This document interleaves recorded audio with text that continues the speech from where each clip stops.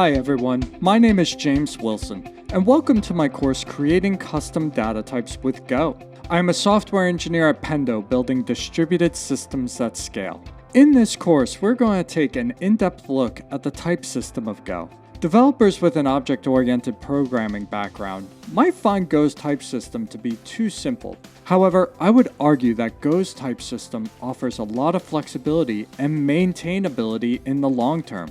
Some of the major topics that we will cover include working with interfaces and struct types, leveraging type definitions and aliases, composing types by embedding types, and comparing and switching with types. By the end of this course, you will have a solid understanding of how Go's type system works and how it differentiates itself from existing programming languages. Before beginning the course, you should have a basic understanding of Go. I hope you'll join me on this journey to learn how to build simpler applications leveraging Go's data types with the Creating Custom Data Types with Go course at Pluralsight.